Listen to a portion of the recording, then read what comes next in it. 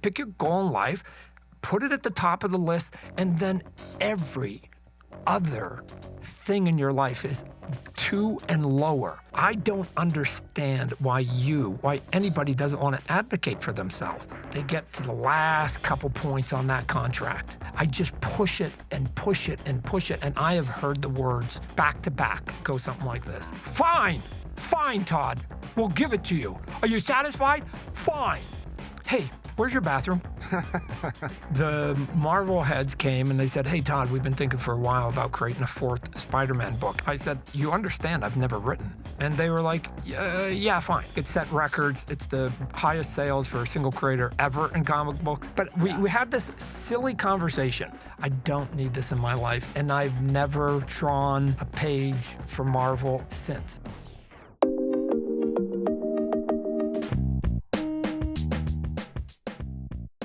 Well, I never thought I would do a show about comics or the business of comics, not because I don't like comics. I just kind of figured outgrown isn't quite the right word, because when I see them, I'm still like, oh, these are really cool. I just stopped collecting them. I stopped buying them. And that era kind of fell behind me. But the business of comics is no less fascinating, man. And you're kind of a maverick in that world. And so I appreciate you coming on today to talk about that. Yeah, sure. Thanks for having me today. Appreciate it. So it's hard to know where to begin, because you worked at Marvel, which is like, okay, everybody knows Marvel. And then it's like, I'm going to change Spider-Man. But I'm guessing I'm missing a few steps here, because they probably don't let you just draw Spider-Man however you want. No, they in the don't. Beginning. No, they don't. So here's the typical sort of path. You strive to get into the business. If you're lucky, you catch your break. I caught mine 3 weeks before I graduated college. Wow. And I had been sending off samples all the way through. So although I have a degree, never had to use it. And so I went into comic books. And then the way they promote you, like every time you ask, it's an interesting way they do it, and they still kind of do it today, is every time you ask for a raise, they will go, no, I'm not going to give you a raise. They don't really say that. But what they'll do is they'll find out who your favorite characters are, and then say, like if your favorite character, Jordan, was Captain America. Let's say, okay, Punisher. Yeah. And you came in for a raise, right? And you go, hey, man, I'm only making $100 a page. I like 110.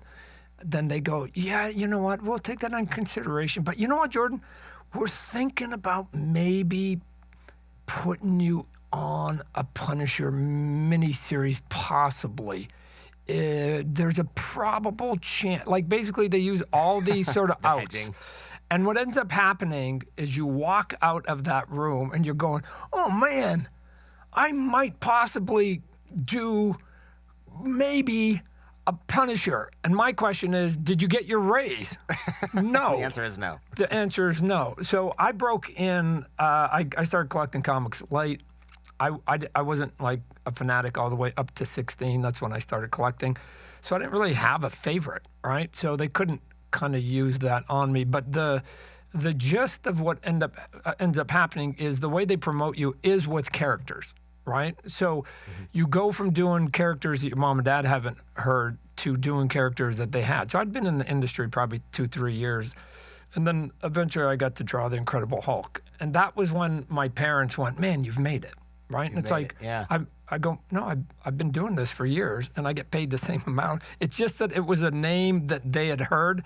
So I was now legit. And then eventually I ended up getting fast enough I could do 2 books. And I was doing Hulk, and so I said, hey, I'm going to go look for another book. And without knowing my personality, like, you never tell me not to do something because it gets my ire up. So all the editors were saying, Todd, whatever you do, you're looking for another book. You're starting to sort of get a little bit of sunshine on your career. Don't go into the Spider-Man office. And so I was like, dude, what do you think? I made a beeline to the office. Now, they were right. The office was in flux. They couldn't keep creative people. And at that point, I believe Spider-Man, and again, they had multiple books, but let's take the big book, Amazing Spider-Man. It was number 21 at their company. And they were just looking for like sales ranks. Sales ranks. And they just said, hey, we're looking to put a creative team together. whatever you guys can do to boost this up, do it. So I looked at it and went, oh, cool. Okay, cool. I'll take that challenge. And then a writer came on. And Spider-Man Peter Parker was wearing a black costume at that point. And although most employees, if they give you their granddaddy, their icon, their status quo character, you just go, man, thanks. But I was not that guy. And You're like, they I'm going to change some shit. Yeah, I just go, I'm not, I'd like to draw Spider-Man. I'm not going to do it. He's got a black costume. That's not Spider-Man. Spider-Man's got the red and blue with the webbing. That's like, I don't have any interest in that. And I go, well, but if we get rid of the black costume, then we'll be okay.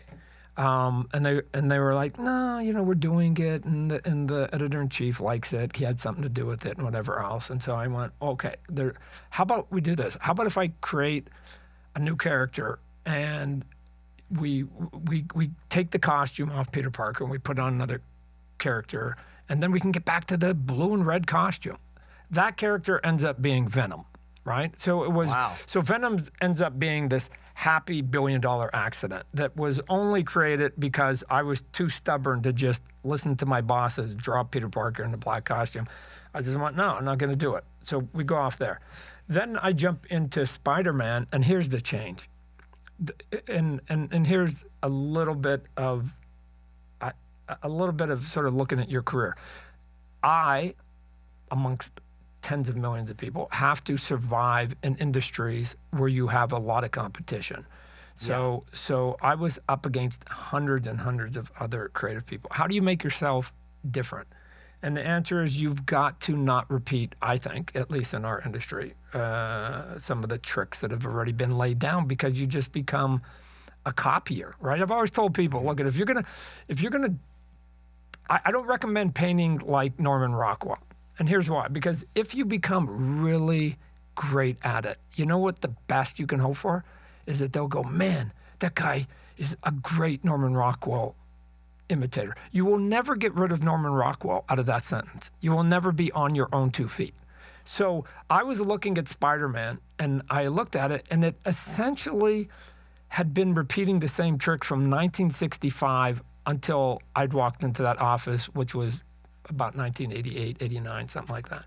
And I was staggered that they had not updated it in almost two plus decades. Yeah. 2+ decades. I'm like, it still looked like a 1965 comic book to me. Now, the look was brilliant. Let me go on record as saying, the look was, it was done by an artist named John Romita Sr., and he created the iconic look of Spider-Man, that we all close our eyes and we think about that look in our head as our child, in our childhood. That's the look. So he was my Norman Rockwell. And I go, I'm a fool if I try to imitate that, because I've seen 25 years of people doing it. So I go, no, let's see if we can't sort of first modernize them. Right. And I didn't really, at the time, it was funny, Jordan, I didn't think I was doing anything out of the ordinary. I just want, his name is Spider-Man.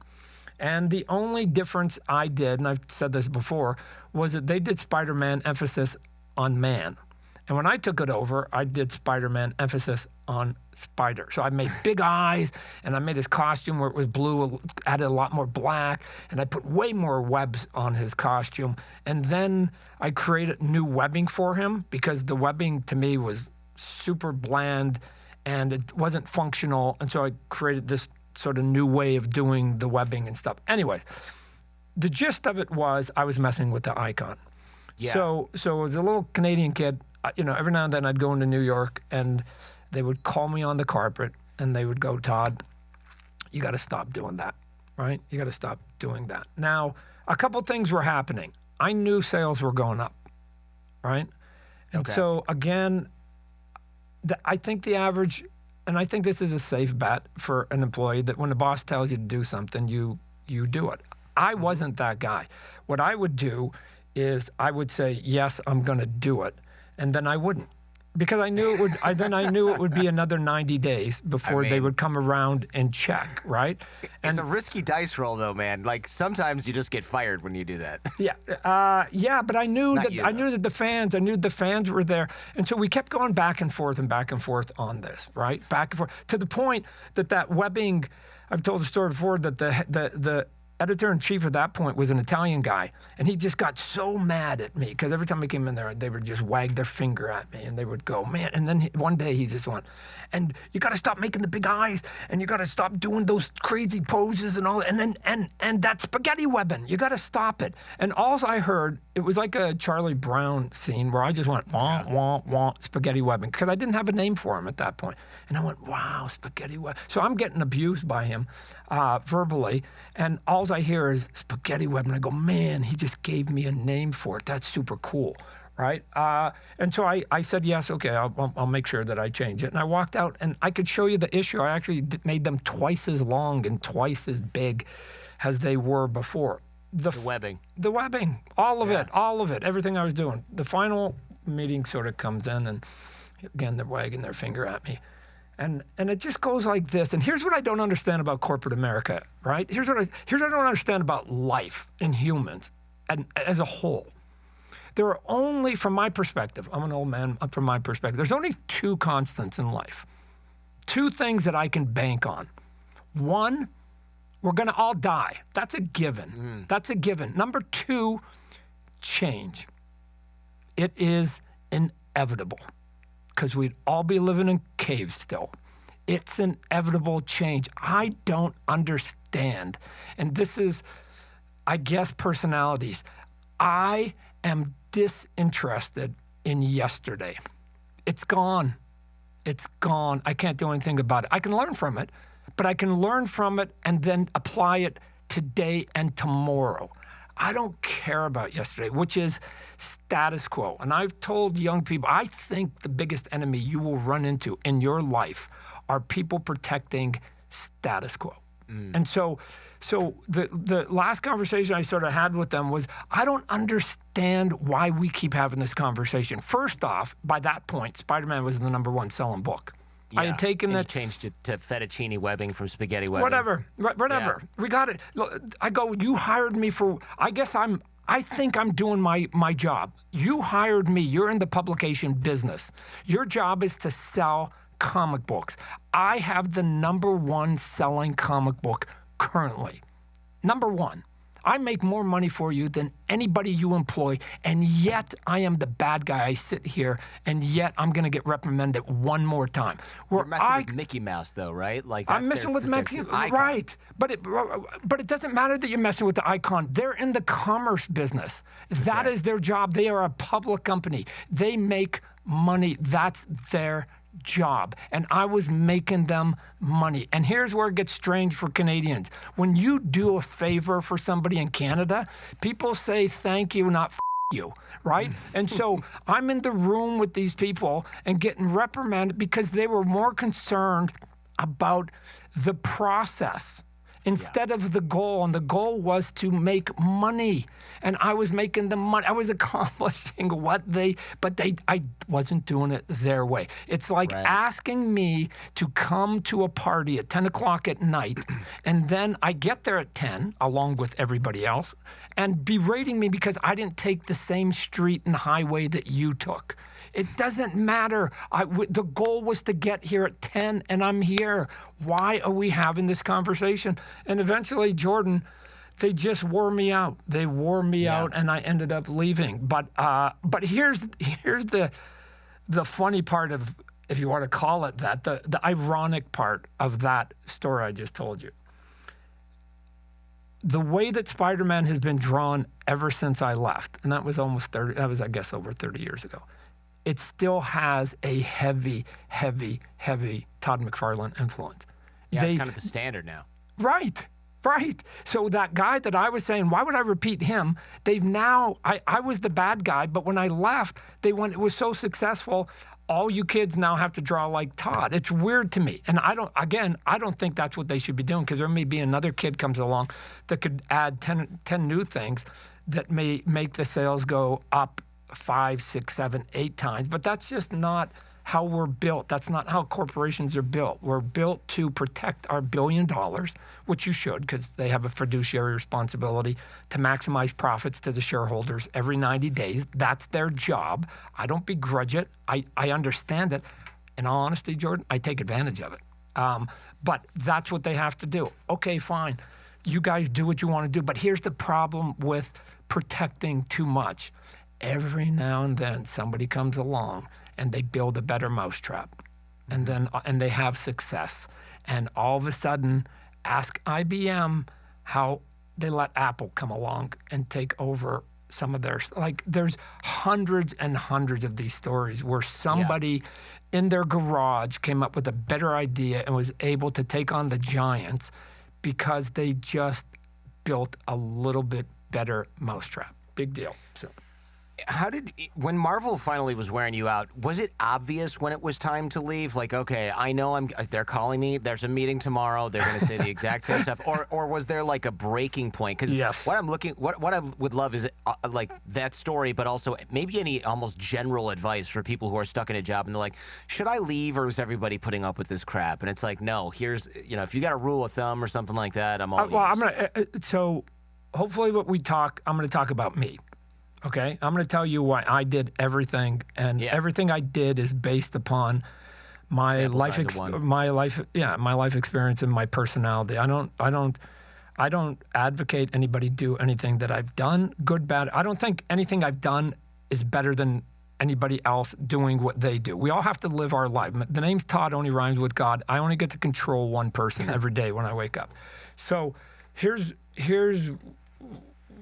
what I would say is that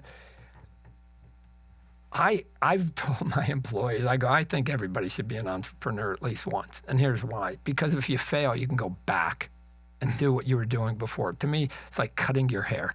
If you don't like the hairstyle, let it grow back and go back to your old hairstyle, right? You can always go back to the system. But you should try it once because you might succeed. And I got to tell you, as somebody who's been out there, freedom and not having to get people to give you the right to move forward. Like I own my own companies. I get to wake up on a lot of the decisions I make and do exactly what I want with nobody's approval needed. I don't need it, and it's a good life. I short of a disease and hitting by, I'm planning on going to 100, 110, and I hope by then they'll have the science to get me to 200. I just want to live a long life, and one of the ways to get there, I'm greedy about life, is to just make sure that people don't take any energy away from me. So the way to do it, be your own boss. I think it's pretty easy. But again, I think it's a personality. It is. I'm in the same boat, though, man. Like, I was with another company that I also owned, but I had business partners, and it was just exhausting trying to get them to do the right. I spent 80% of my energy on some days trying to get them to realize that there was one kind of way to do something. And then I would sometimes, you win some, you lose some, and I would win some, and then they would immediately be like, I'm so glad we thought of this. And I wanted to be like, I could twist your head off. Well, it took me a week and a half to convince you morons to do this, and I eventually left. It was an acrimonious split, but it was like, and then I regrew this show inside of a year. What took us 11 years to build with the other business, because it's just you're swimming upstream with morons if they have an equal vote. Well, I'll dial it back. Jordan. I give everybody the good grace, which is weird given that I'm an atheist, but I'll give everybody the good grace of that they're doing the best they can at that given moment, and they have their own sort of pressures and stuff. What I have to do is say, they're a corporation, they have to do A, B, and C, and in this case, like I said, they have to maximize shareholder profit. So they have to do what they think is best. We can debate what they did was the best or not. That's another conversation, but that's what they're doing. I then have to say, can I personally live in that situation? And the answer for me was no. My personality wouldn't allow me. I had to eventually just go, I got to go, right? So I'm not here to say they should change their ways. I'm just going, Todd, they are in their ways. They're locked in their ways, status quo. And so you either have to accept that, Todd, or you've got to go and do something. What I am not inclined to do, Jordan, is I'm not a guy who stands by the water cooler and complains. I either accept what's in front of me or I go and change it. Complaining isn't a thing that I like to do because I think you can fix most things, right? Like this may sound silly, but it's true that I got my sort of life philosophy when I was probably 7, 8, although my personality was there from the womb, when I came out of the womb. But when I was a kid, living actually down here in California, and I used to watch way too many cartoons when I was a kid. But like 6, 7 times a day, there was this commercial that would come on, and this cool dude would look at me, had this sassy looking hat, and he'd look at me, had a cool look, and he'd go, "Only you can prevent forest fires." Now, when I was 7, I went, man, Smokey's talking about fires.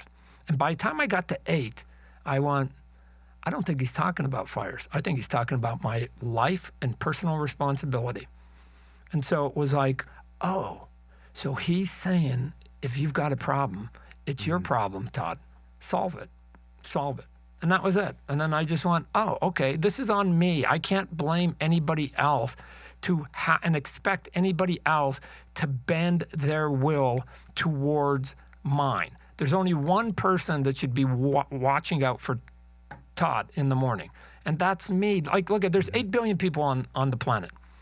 What human being woke up today and said, my goal today is to make Todd McFarlane's life better. My life today is to make Jordan's life better. There was nobody. There was you and there was me. We're in charge of our own sort of path to some degree. So I just go, no, I took that hard and I just went, fine. So when I walked into Marvel at the very beginning, right out of college, I had done my homework on the industry. And I knew that the industry had used and abused creative people since its dawn. Mm-hmm. And so I went in eyes wide open. And you learned it early. Right. You learned the lesson early. So what did that mean for me? That meant that all the ideas I had in my portfolio, all the things that were spinning in my head, I kept them to myself. Because there was no system that they had, either Marvel or DC, that I thought was conducive or fair-minded enough to take them out of my portfolio and give them to the corporations. Now, if they give you a plot and a story and they say, draw this character and create another character, and then I did it. Right? And again, I created Venom, helped co-create Venom for him. Do you get royalties for that, or is it like, thanks, bro? That's a whole nother can of worms. But yeah, you get a few shekels off their billions. Yeah. I'll look for the lawsuit in the public record. It might be man. Don't like someday. I would love to be in a lasuit of being the little guy. I've been in lawsuits where I'm the big guy. I'd love to be the little guy. But anyways, so let's go back to your earlier question. I'll tell you the story of the straw that broke the camel's back. Yeah. And that's exactly what it was, right? It was over years of wearing me out. It wasn't one incident. It was just finally one last time I go, uncle. And the incident was, I was, at this point, I had done Amazing Spider-Man, and remember, they were like, Todd, you got to stop. And then they saw the sales go up. And then eventually I go, hey, I want to start writing my own book. I was only an artist. And I go, I'm going to quit Spider-Man because I wasn't going to muscle the writer off, which I could have, because my career was shooting way up and I could have muscled anybody at that point. But I go, no, I'm not going to do that because I wouldn't want somebody to do that to me. So trying to be fair-minded. So I left and I said, I'm going to go find another book. And I'm going to find somebody probably on a lower selling book that will let me write and draw, but they're going to want my artwork because I was winning a bunch of awards at this point. And the Marvel heads came and they said, hey, Todd, we've been thinking for a while about creating a 4th Spider-Man book. At that point, they had 3. And they said, if we create a 4th one, then we'll have basically a Spider-Man book come out every week. We can publish them every week. So there'll be Spider-Man not once a month, which every book comes out once a month. But if you got 4 of them, then you get one every week. And so they said, don't quit Spider-Man. We want you to stay on Spidey because the sales are doing so good. What if we let you write a new Spider-Man #1? Mm-hmm. So I being fair, I said, you understand I've never written. So what you're saying right now is you're about to give a big, giant event book to a newbie writer. And they were like, yeah, fine. Because it keeps Todd, the artist, on, even though Todd, the writer, was going to be his first time out of the gate. Okay, Wow. cool. Okay, cool. So they gave me that book. It set records. The record, it's the highest sales for a single creator ever in comic books. And that record still stands today. And so I'm going, okay, cool. They gave me the book, and I got to write all my stuff, and I like monsters. So if you look at my run, I put a monster almost in every book. But we did a crossover. They sort of forced this crossover on me with the X-Men or whatever. And then here's the moment. There's a character, his name's Juggernaut, and he's like sort of indestructible. He's got all this armor on. You can't beat him, blah, blah, blah. So I came up with this. Yeah, of course. I came up with this idea that what he does have is eye slits in the armor. So I took one of the characters and I had them take their sword and put it in his eye, right? Yeah, like there was literally a crack, a chink in the armor, if you will, right? Yeah. And so I put it in there, and then had happened over the years. The phone rings and it's like, hey, you can't do this. Comics code, And right? you got Isn't there that's it. The comics code. And the comics code came in the big Senate hearings in 1960 when they were saying that comic books were destroying children. It basically is what created Marvel Comics, because they were called Timely Comics. They shut it down after the Senate hearings. They created this new company called Marvel Comics. The first book out is called Fantastic Four, and off goes Marvel, right? So the comics code has been up in the corner, Marvel and DC, ever since. And they said, Todd, you can't stab somebody. We got to get you to draw it. Now, again, there's nothing worse than drawing and creating something and then somebody saying you got to throw it out and redo it. Yeah, no kidding. And so, and again, it's just a page here, a page there, but it's just you're constantly on a deadline and you don't want to backtrack, right? So I go, what are you talking about? What are you talking about? We can't stab somebody. And I gave him a couple examples. One of the big examples was there's this very famous cover where this bad guy is stabbing a character called Elektra on a Daredevil book. And Frank Miller, who became one of our big iconic artists, he did it. And I go, of course you can stab people. They did on the Daredevil one. They went, yeah, but there is no rear exit wound. And what that means is that you put the sword in the front and it comes out the back. Now, if you look at that drawing, here's the absurdity of life.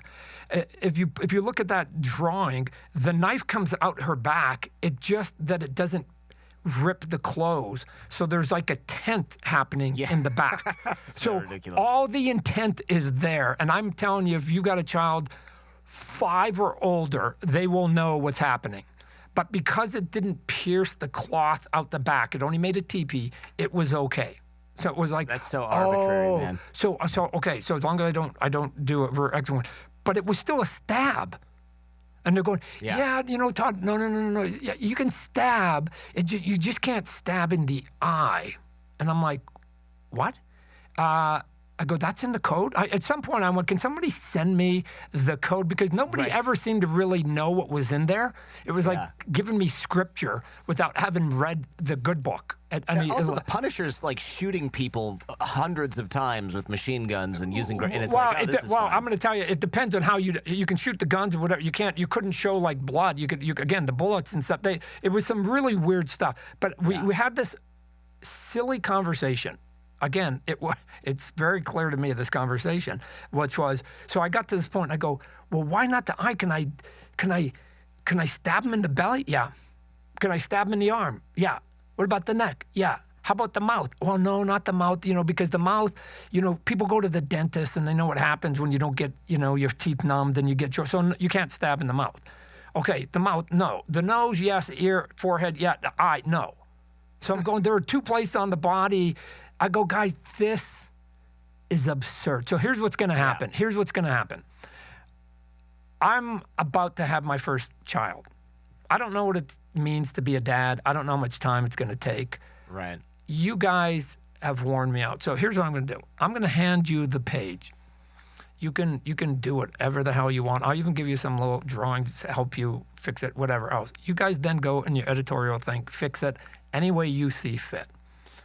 I'm also here to say this is my last book. I'm done. I can't do this. I don't need this in my life. Not as I'm going to become a new father, and I need to move on.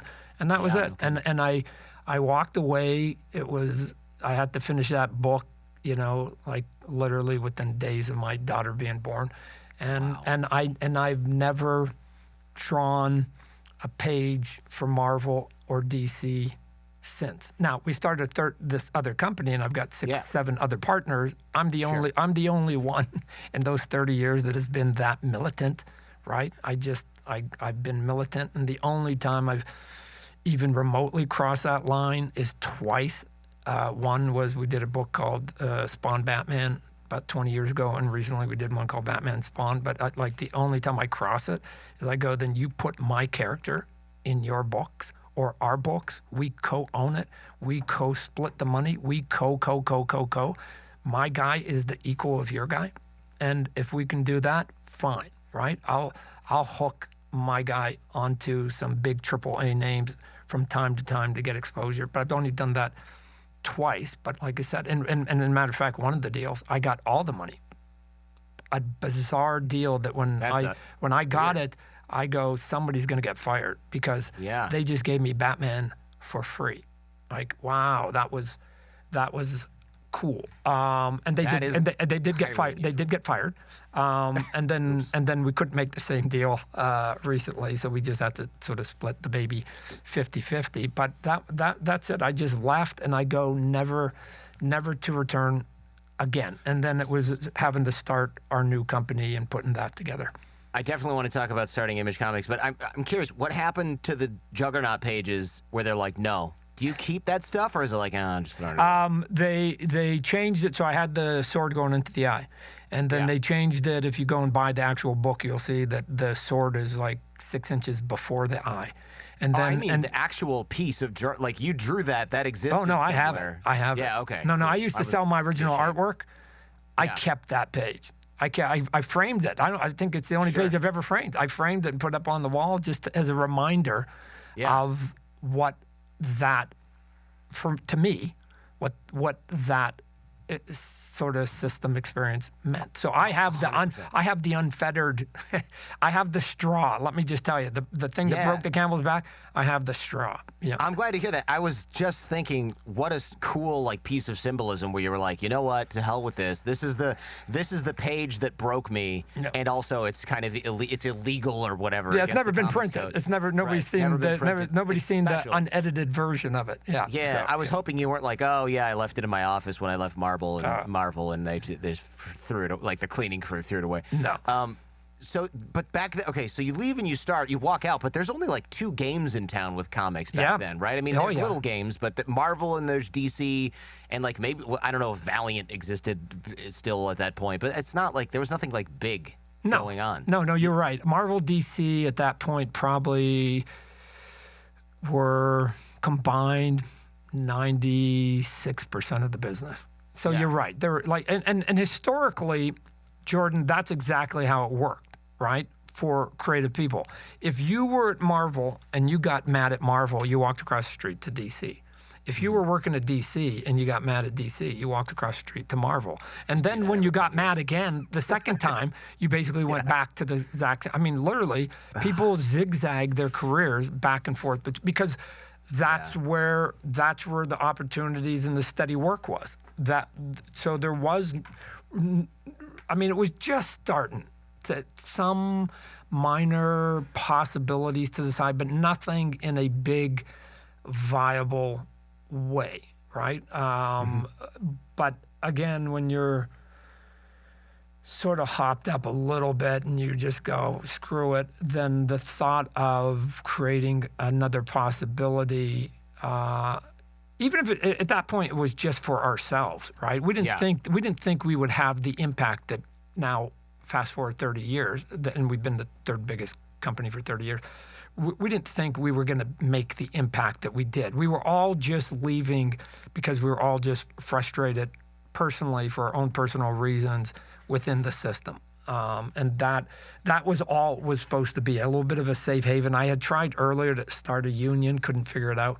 And so this was like our little to me, at least for me personally, our little Yeah. sort of mini union, and we got out of the gate and we exploded, right? And this company that was supposed to last 6 months and then we were going to all come crawling back never happened, and we are, I think, in the year 33 right now. Wow, incredible. There's such a fine line between knowing you've had enough and knowing what you're doing and leaving and starting something else, and just having like a delusional ego that gets you in trouble and being like, oh, you burn bridges at both places. Good luck, pal. Yeah. I mean, you had the talent. Let me talk about bridges for just a minute.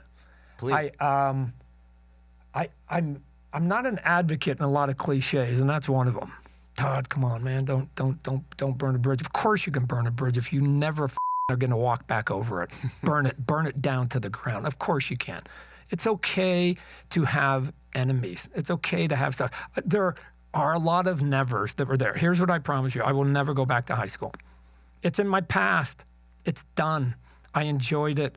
It was fine. I'm never going to do it. And there's a lot of other things. And although people will come, and it's usually kind-hearted people, they'll go, never say never. I can come up with scenario after scenario that you will say you will never do, right? Yeah, come of on. course. So stop with the little pablum cliches, right? The answer, I'm a glass half full guy that I'm the opposite. I do have my own ego and delusions. I actually think I can do anything. That's my delusion. And so I worry about failure when I finally am confronted with it, not worrying in advance of it. I just go, let's go do it. And then eventually you have to go, man, maybe we bit off more than we thought. And now we're going to have to readjust on the fly. But for me, that works way better than hesitating at the beginning, than doubting at the beginning what to do. So when I go up on stage, Jordan, sometimes I split my personality and I walk over to one side of the stage and I go, okay, I'm going to talk to you hopefully as a friend, as a father, as a brother. I'm going to say, I think you can do what you want. I think you can do it. And here's why. Because I think I'm a knothead and I was able to just do it. And I had a little bit of skill. On a scale of 1 to 10, I think I'm a 7-ish. I think there are thousands that are way, way, way, way, way better than me.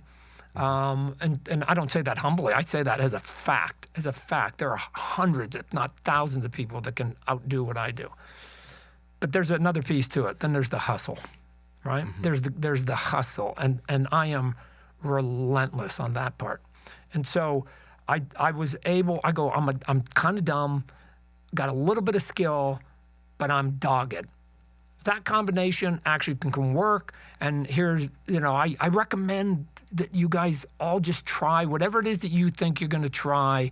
You should do it because you don't know, right? You don't know until you do it. The old adage, you're never going to make any basket in basketball that you never shoot, right? Just shoot it. What's the worst that happens? You miss. Every now and then they actually go in.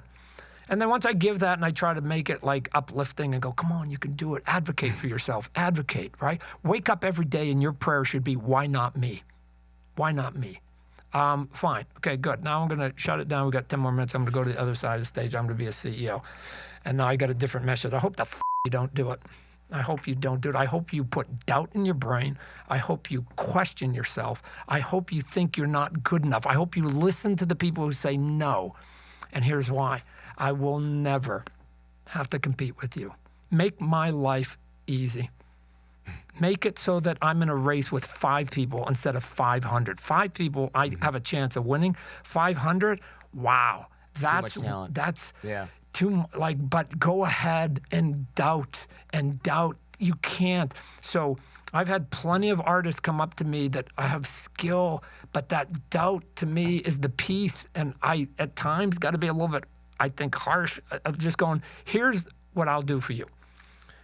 I will not give and care more about you than you do yourself. So if you don't want to advocate and give a shit about your career, why should I?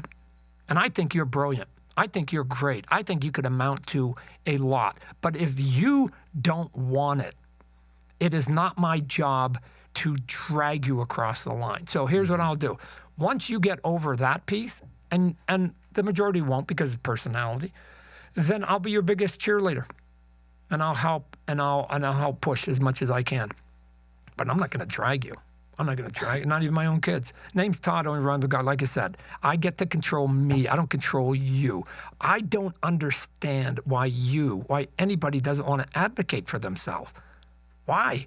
Like you get one kick at it. You get one life. Why don't you want to do what you want to do instead of swallowing it? Now, there are a lot of reasons, Jordan. Sometimes you just have to prioritize. And if you say getting a steady paycheck is more important than having a crappy boss, that's fair. I think that's actually reasonable. And you go, why do I care? So I got a boss. It's okay. I got money. I put food on the table, and I can provide for my family. Okay, that's fair. That's fair. Done. I'm done. But what you don't get to do is to have your cake and eat it too. Yeah. Pick your goals in life. Pick your goal in life. Put it at the top of the list, and then every other thing in your life is 2 and lower. It never rises to be an equal.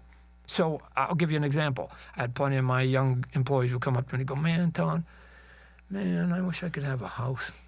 I'd like to have a house. I'm like, well, why can't you get a house? Well, they need a down payment, and I don't have a down payment. I go, well, how much is a down payment? Well, it'd be like $20,000, and I don't have $20,000. What? Oh, no, come with me. Come with me. Here. And I walk them downstairs. We go out into the parking lot. Which one of those cars is yours? Sell it. What? Sell it. That car's worth $20,000. You can get in your house. Yeah, but now how am I going to get to work? Oh, excuse me. I thought when you came to my office, you said you wanted a house. I thought there was a period at the end of that sentence. Now you're going to add a comma. So you're going to go, I want a house, comma, and I want to keep my car. That's a different conversation. That's a different solution. Okay. Then don't go on any vacations. Well, yeah, but I need to go. Oh, so you're adding another comma.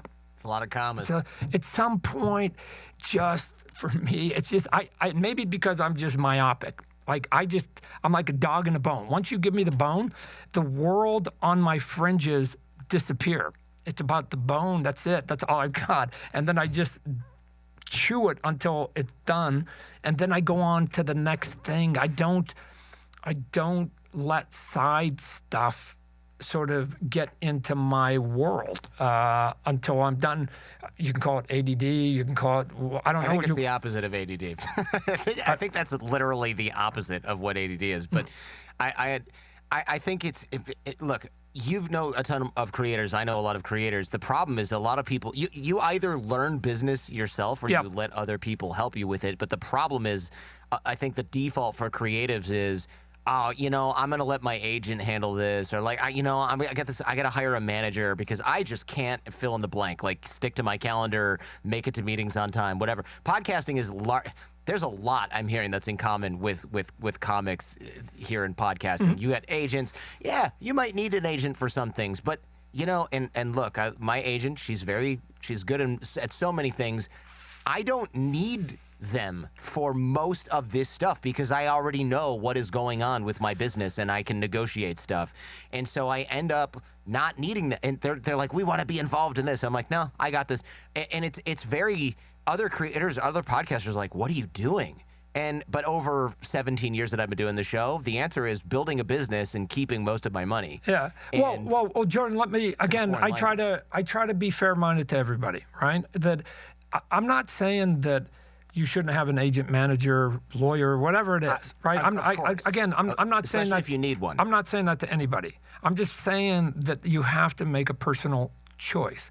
And once you make the personal choice, you have to live with your choice. This is Smokey the Bear again. And so you either learn the business part as a creator, and most don't want to because they love create. I'm not saying that bad. I'm actually saying that's sane, that they love creating because that's what they are built to do. Mm-hmm. And so they should be creating. So they don't want to get distracted with all the things you just said. We'll call it logistics. Right? Yeah. The supply chain. They don't want to deal with that. So you have to then farm that out, which is fair. The problem is the number of people who farm it out and then complain about the people they farmed it to. So you either have to accept that the people that you're hiring will do the best they can. I advocate you know what they're doing and to make sure they're not embezzling or doing a shit job. But you just educate yourself a little bit. So when they say it's a good deal, that it actually you know whether it's a good deal or not. But I understand you just want to put your head down, be at the table, do your work, and somebody else take care of everything. But then what you do not have the right to do, at least not in front of me, I'm not putting up with it, is you don't get to complain about it. Because then learn it and do it yourself. Oh, this is the cake and eat it too. I want all the benefit of somebody doing something for me, but I want them to do it my way. You don't get to do that. Let's just clarify a little bit the definition between goals and dreams. I want a perfect job, and I want a perfect pay, and I want to live in a place where the traffic's awesome, and I want to make sure the weather's good, right? That's a dream. Get in line with about 7 billion other people that wish that they could have that dream too. And then there's just the goal of that.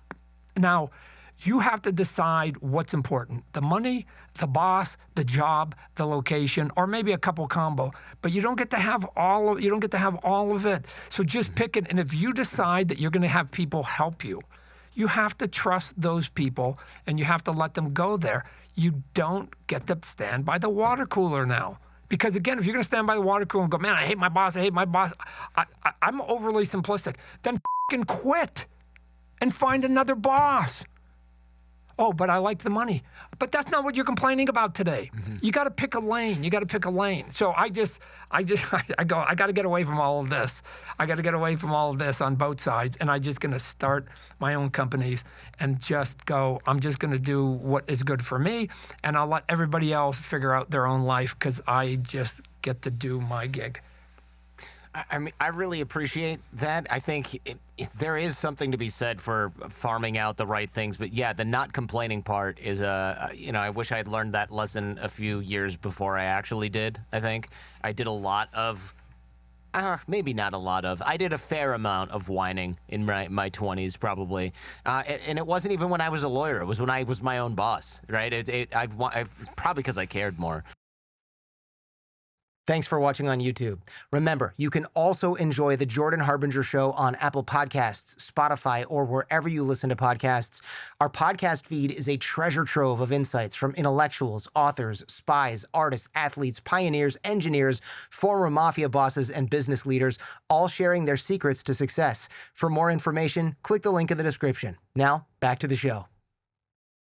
What is this about you never having to pee when you're in line signing things? I got a friend who's like, yeah, I stood there, and this is years ago, I guess, at a Comic-Con. He's like, yeah, Todd never went to the bathroom. I'm like, that's not possible. That can't be a thing. Okay, so there was a book called The Art of War, right?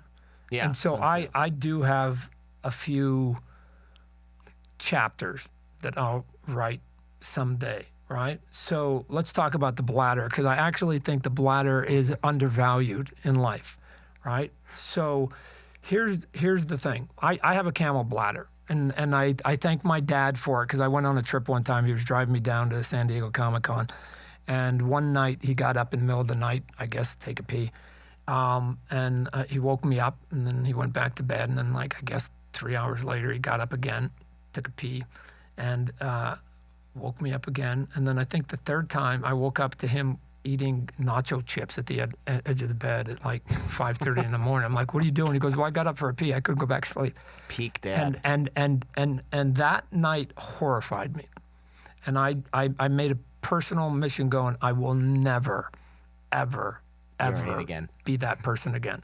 So I go, and I mean, when you're young, you have a good bladder. But I go, I'm never going to get an old man bladder. And I don't. Now, again, let me just quickly give you the way to get there, and then I'll tell you how to use it.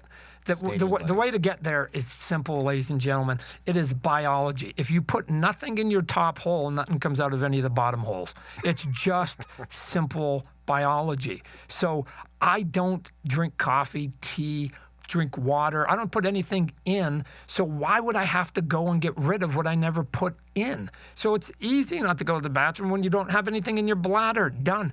we'll talk about whether you should be doing that. That's another conversation. But I've trained myself. So when I go, like I did a signing not long ago, these private signings I do once every 3 years or something.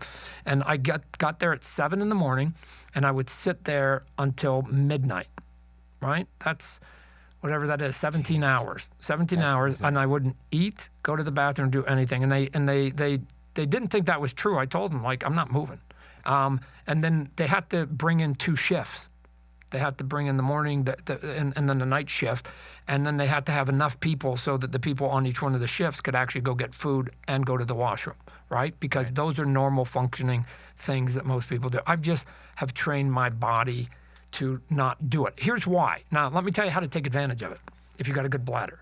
Is number one, when I used to go to conventions, everybody was always either going to the bathroom or going for lunch or whatever. I don't get hungry. Let me just tell you, my wife has never heard me utter the words I'm hungry, right? I eat because I know scientifically I need money, I need fuel in my body. That's why I eat. But I've never felt the urge of hunger. So that's bizarre. You know that, right? Right. Yeah. But good on me if you're going to war. Right. So when I'm at a convention and everybody leaves for their breaks, I don't. And guess what? Guess what happens, Jordan? When you're the only guy sitting there doing free autographs. People won't stand in line to the guy who's going to be gone for an hour and a half. They either leave or they go, Todd's here. I don't know who he is. He's a schmuck. I think his stuff is okay, but he's here and he's free and I'll get in line and he's going to give me something. And somewhere along the line, you can convert some of those people into being loyal fans. And so why? Because I got a better bladder than them. And I don't drink and drug, which may seem weird. My wife said if you had any vices, Todd, you'd be in jail.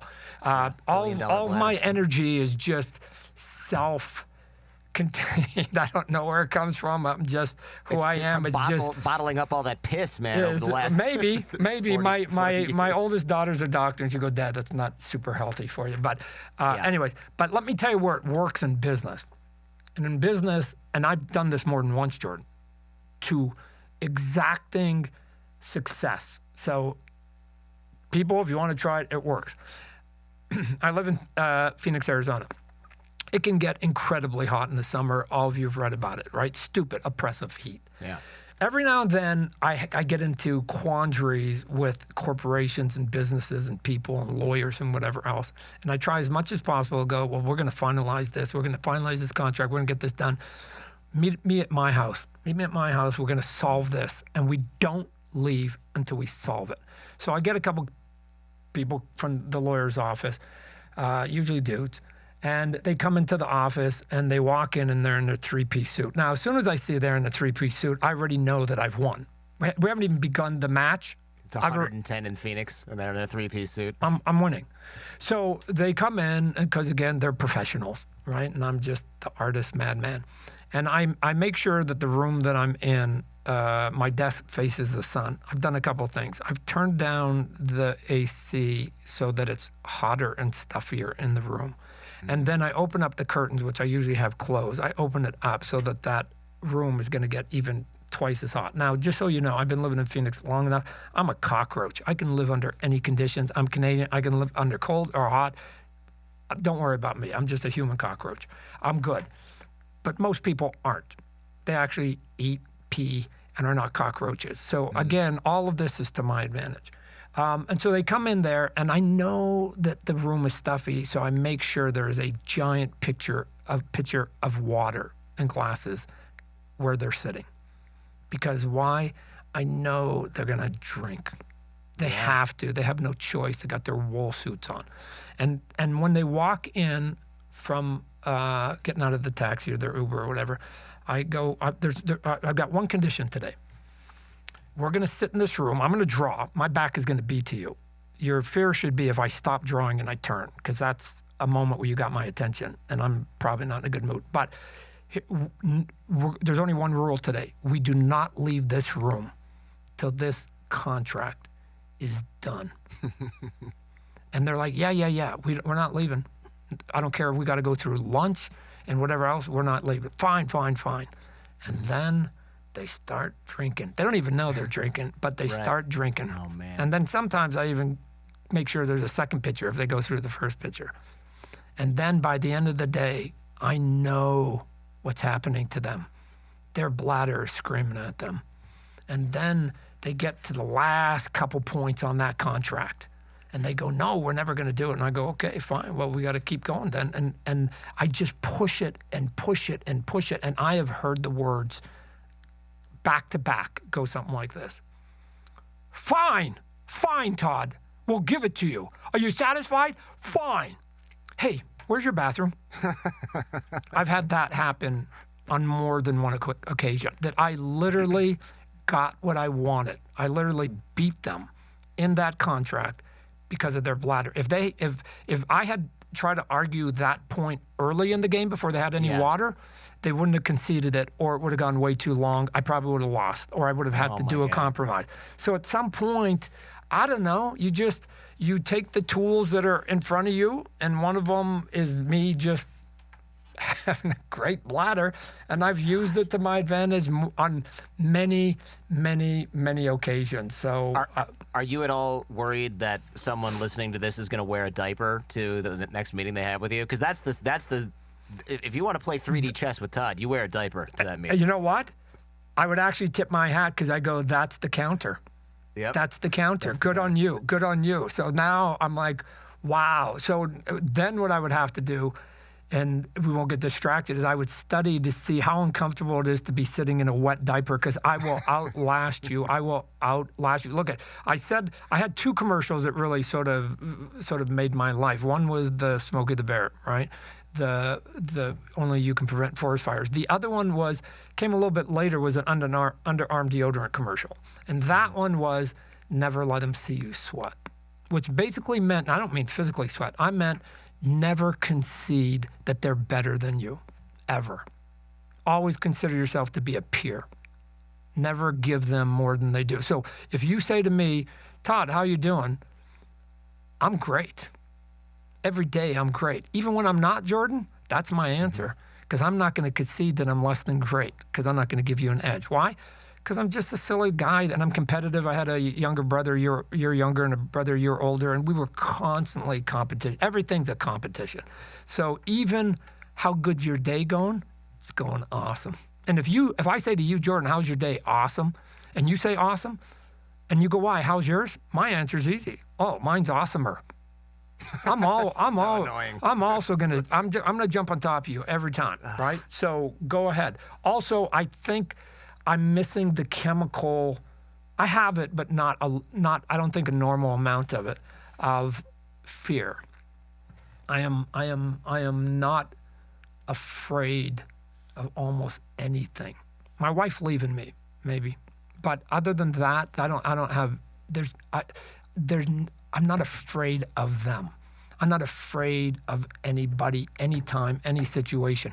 I don't think it's safe. My wife says to me, you're going to get stabbed, because when people accost me on the street, I won't put up with it, right? Like, I didn't ask you if I wanted to buy drugs. Get the out of my face. Oh, I thought you meant like fans. I was like, take it easy, man. No. I'm talking about life. Dealers. I'm just about life. I'm just talking about life. Right?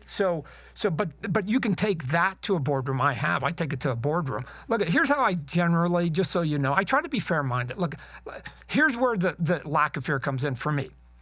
Jordan, you and I are going to play a game. I don't care what game we're going to play. Let's call it basketball. You pick the style, and I will meet you.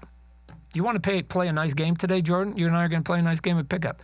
You want to get a little bit of chippy? Then you and I are going to get chippy.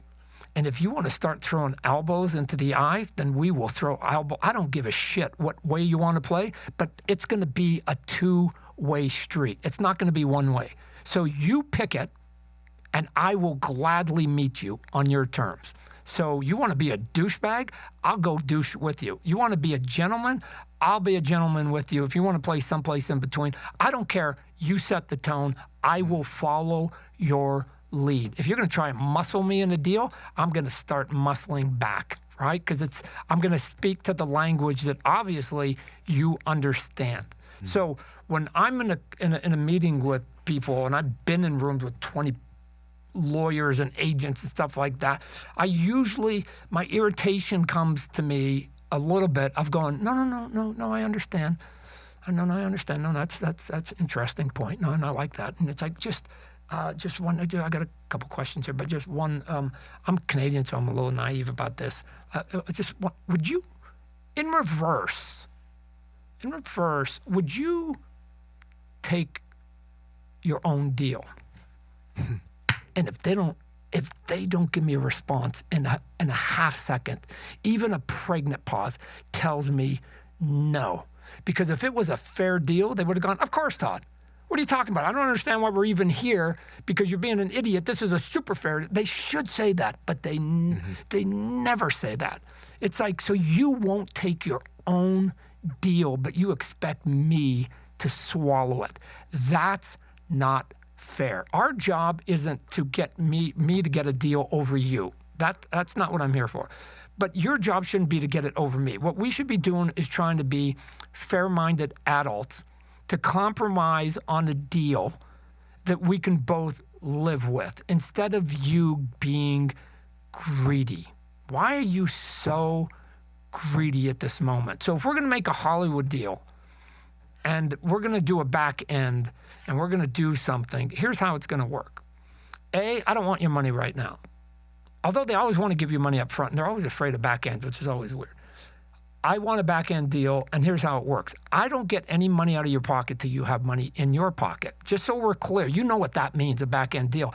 I get a percentage of what's in your pocket, but I only get to take what's in your pocket. So if you make a little, I make a little. If you make a decent amount, I make a decent amount. But here's the piece that you guys don't want to do. If you make a shit ton, you don't want me to make a shit ton. You want to put caps on the ride, on the rocket ship, that if it goes to a certain place, then that's the max you'll pay me. And I max out at a point where you're making tons. And so in hindsight, if all of us had nothing but the future in front of us and somebody walked in and said, hey, I've got this idea, and guess what? In hindsight, we all know it's going to make $1 billion. You'd make this deal in a heartbeat. And you'd give me whatever I wanted. But because you don't know that, you won't put on paper, if it does make $1 billion, then you will give me what you would give me now if you knew in advance. Why? Why? Greed. So it's like not happening on my watch. So I learned early in the game, get your deal breaker out, because I did one of my big, long 2-month contracts, and then we got to the deal breaker, and I blew it up. Right? And they went, you're not, and again, you've heard this one. Todd, you're not going to walk away from this. We're 98% done. You're not going to walk away for 2%. Yeah, I am, because it's the deal breaker. And so I learned after that one, and they were all mad at me. I learned after that one, get the deal breaker out on the table, but in a fair way. So if I was negotiating with you, Jordan, it would go like this. Jordan, here's my 2 deal breakers. I'm telling you, I will not compromise on these 2. You give me your 2. If I've got 2, surely you get, like, I'm not going to be selfish. I get 2, you get 2. What's your 2? Okay, good. I know your 2. Those 4 are untouchable. I have to concede your 2, you have to concede my 2, and now let's negotiate everything in between. Done. We can get there. Come on, because nothing is there's no red line on anything else. Everything now is just an adult conversation, right? Cool. But the problem only becomes if their deal breaker and yours is the same. then you just have to walk away. Yeah, interesting. I think what everybody is still wanting to know is when you do finally go to the bathroom, what color is your urine at that point? That's what I think. That's what's lingering in people's minds. No, it's not. It should be the length of it. You know that scene like where Austin Powers? Yeah, or Tom Hanks in the League of Their Own. I've easily exceeded some of those by a lot. I mean, sometimes we used to go camping. I could actually tell my body, and I go, kids, you might want to time this one, right? I actually know when there's going to be like a 2.5, 3 minute one happening right about now. So, and they used to think, the kids used to think I was turning on the water. And then they'd burst in to think, because they'd go, Dad's just turning on the faucet. Right. And they're like, oh my God. He's still going. He's still going. Yeah. He's still going. But anyways. You're from Canada. I'm from Michigan. So I can relate. That's why we have the same kind of accent or a similar accent. And these are the kind of peas where if it's in winter and you're peeing outside, the stuff that came out first is frozen solid well before you're done with the rest of it. That's how you know. That's the mark of a good pea. Like it's already frozen on the ground. You're stacking it Yeah, up. I don't know. Like I said, the using it to your advantage it's now valuable to me, so I wouldn't waste it there because I know I can use it in another as good as gold. Another place. Because again, probably the same color too. To sort of continue the trek that I've gone against giants. I continue to every day, right? In comic books, our company goes up against Marvel and DC. Marvel's owned by Disney, and DC is owned by Warner Brothers. So those are pretty hefty companies. They are. Big Fortune 500 companies. And then in the toy business, I've got a toy business. I go up against Hasbro's and Mattel's of the world, and those are Fortune 500 companies. So I literally am at war against giants every day of my life. What I'm not ever trying to do, Jordan, when I'm out there is slay the giant. That I'm never going to do it. I'm not big enough. I don't have enough resources to do it. That's not the goal. The goal is to survive amongst the giants and to thrive amongst the giants. And then you get to ask sort of the ironic question, why can't the giant kill me? Mm-hmm. They've got nothing but time and effort and money and resources, and they can't squash me. Here's the thing. If I've got my toys, which I do, at Targets and Walmarts, why, and on Amazon, sometimes in the action figure aisle, which is what I do, the action figures, sometimes we have 6 out of the top 10 sellers on any given week, right? I have 6. My little tiny company has 6 out of 10. The rest of the world has 4. So crazy. Not the industry, the globe has 4. Yeah. So I'm going, okay. So I go up against giants all the time. I am not trying to put them out of business.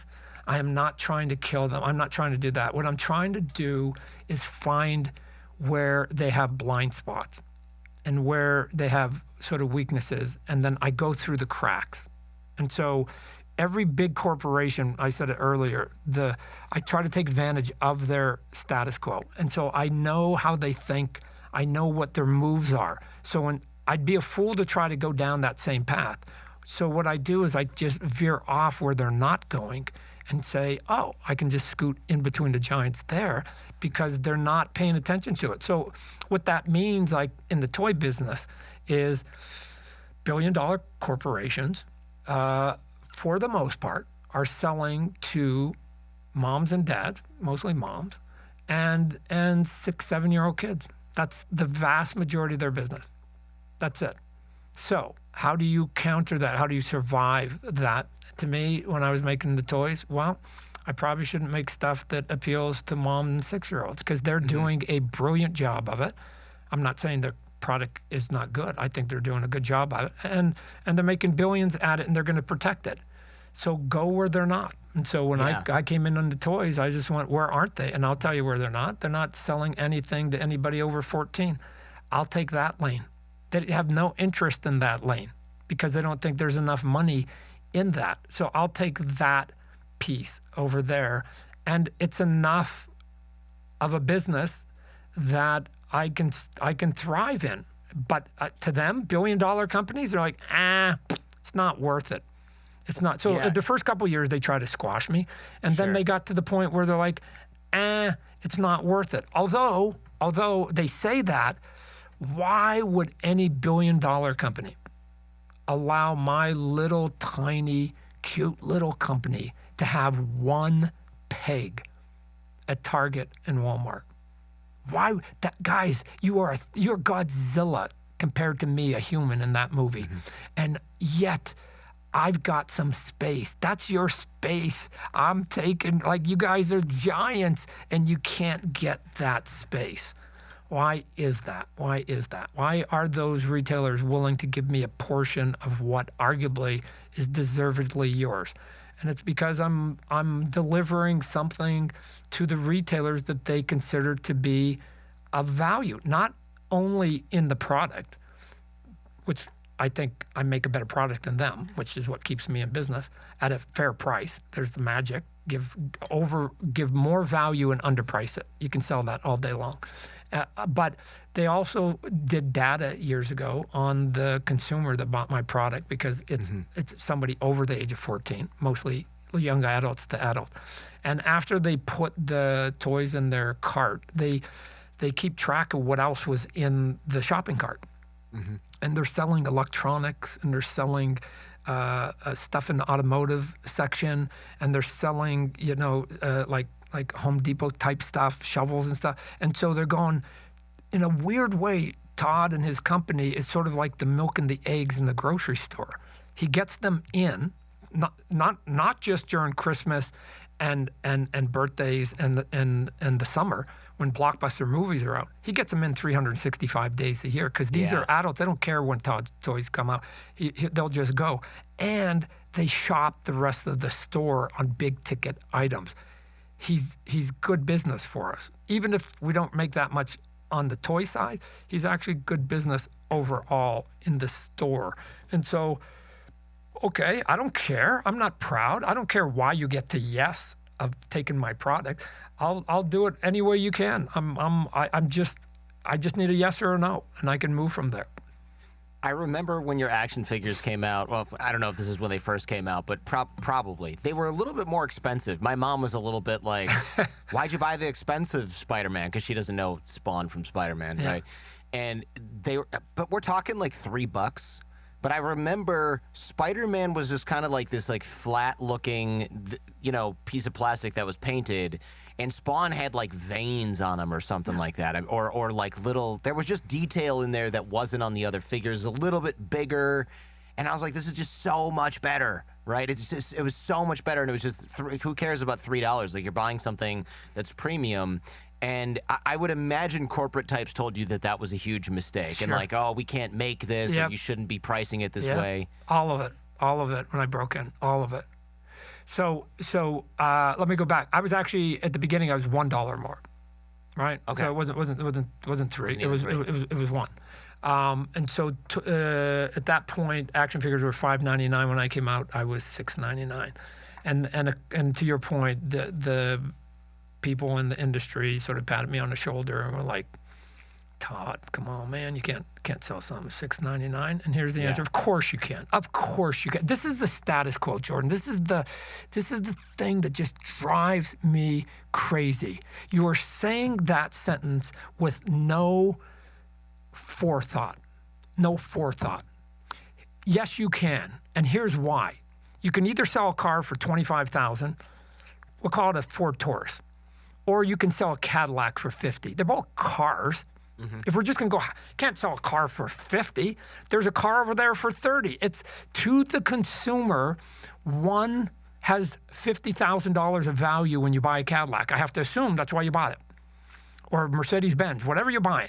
And you thought it was a better car, or you had the extra money or whatever, and you bought it. Of course you can sell something that's priced more. What they were thinking of, Jordan, and this is their mistake, you can't sell a $5.99 toy for $6.99. I agree.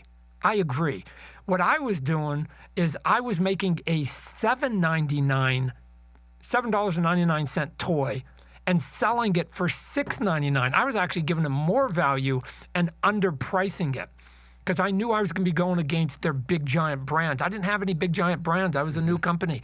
And people reacted to it. Why? Because they understood quality. Look, the average consumer understands quality and when they've been had. And so they understood the quality, and they go, I don't know what the Spawn thing is, but it's bigger, which is more plastic. Again, I've told people before, never underestimate plastic.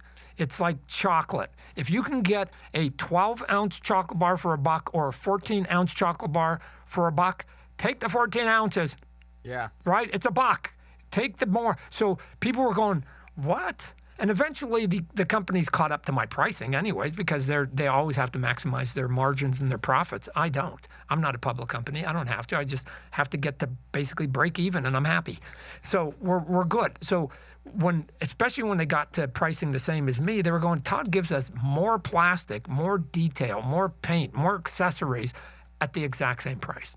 So even though it's not called Batman, Spider-Man, whatever, it's kind of it's kind of a value. And that's how I've survived in that marketplace for 30 years. And then a couple years ago, because I've been saying it for 27 years prior, you give me Star Wars, Spider-Man, Superman, Batman, I can sell those. The only reason I can't sell those, you won't give it to me. Why?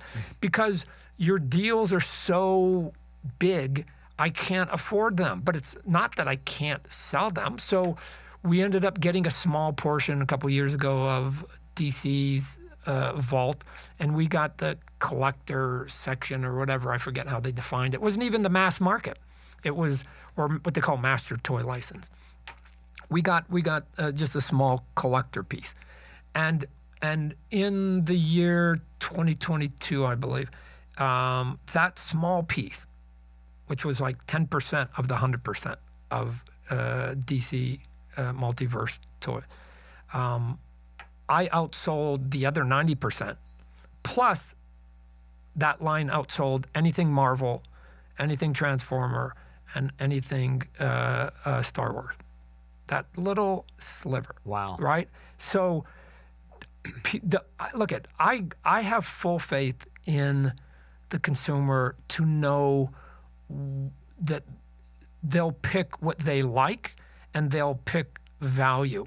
And if you give value, it works. It works. And then if you put quality and value and you put the name Batman on top of it, that's not even a home run. That becomes a grand slam at that point. Right. That was a given. And so they were going to buy it. Yeah. They're going, oh man, nobody's ever done Batman this cool. Nobody's ever done Superman this cool. Nobody's ever done a Wonder Woman Flash this cool. Oh man, this is good. Thanks, Todd. Right? We'll come and we'll support you.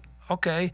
Because nobody had done it before. And the reason they hadn't done it before, and then I started doing a bunch of characters nobody had done. So it was the equivalent in sports vernacular collecting their rookie cards. People were like, man, nobody's ever made that character.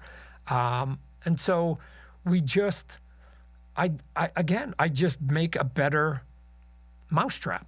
I just make a better mousetrap. That's the only way I can compete with the giants. I can't do it any other way. I have to make it better and price it less, which is where I'm at now. I think I made a better product, and my price is cheaper than theirs. It's the only way I can survive amongst the giants every single day. I've got a friend of a friend that I was talking to a long time ago. One of the things he said that you're known for is, and you're going to probably have to fill in some blanks here, but I guess there's like a trade show, and it's called something like Toy Fair. Yeah, New York, right. Yeah, Toy Fair in New York every year. And he said you go there and you see this awesome stuff, like really, really cool toys from all the companies. But then when it gets to, by the time it's in Walmart, it's like a crappy, like fragile, tiny piece of plastic that's like barely painted, and like the gun that they had isn't in there, and like the swords. It's just like disappointing. He's like, you never want to see a prototype toy because when you see the final, it sucks. Yeah. And he said, but there's a few exceptions, and you're one of them. It's like the thing at the end looks like the thing in the beginning. Yeah. And that's probably been good for your reputation, because it basically says if Todd McFarlane shows you something, it's basically what you're going to get, right, which so, like apparently is not what is normal. Right. So it's more people are doing it the way that I'm doing it now, because I've been at it now. We're celebrating our 30th year in the toy business. So I've laid the blueprint, and others have come along and picked it up, right? Which is good, because I think it's good for our industry and for collectors across the board, which was the goal. Right? I mean, I started the toy company, had no ambitions to start a toy company, but I started on one premise. Why can't these things look better? Right? I'm an artist. Why can't they look better? And so I started a toy company because Spawn came. We sort of have to sidetrack a little bit. I left Marvel. Remember the straw that broke the camel's back? We started Image Comic Books. When we started Image Comic Books, again, the third largest company behind Marvel and DC, I had to create my own character, my own comic book. I pulled out this character called Spawn. Spawn was somebody I created when I was a kid, when I was 16. That was the one that was in my portfolio amongst others. I never gave him away. I pulled him out. Spawn comes out. Spawn ends up setting a record for the most sales ever by a creator that is non-corporate. That record is still there. So again, to go back, I own the record both in the corporate side and the non-corporate side, right? But I'm on both sides of the fence. I accomplished both those mountaintops. But when Spawn went to the top, then people who were licensing product look at charts, and they look at them very simple. What's at the top? And so they were going, man, Spawn, which it was the number one selling book. Not only did it sell records independently, it was the number one selling book in our industry. And so they were going, man, Spawn is outselling Superman and Batman and Iron Man and Spider-Man. He must be something. And so they were coming out of the woodwork saying, hey, we got to do a license. But they all came with their same mindset. And so I talked to all the toy companies, and I quickly knew. And I talked to the big ones, Hasbro, Mattel, Playmates. There was like 3 or 4. They're all public companies. And they all gave me the pitch. And they were all well-done pitches. And some brought, sort of prototypes and whatever. But I could hear it, that I go, oh, they are just going to go into the formula.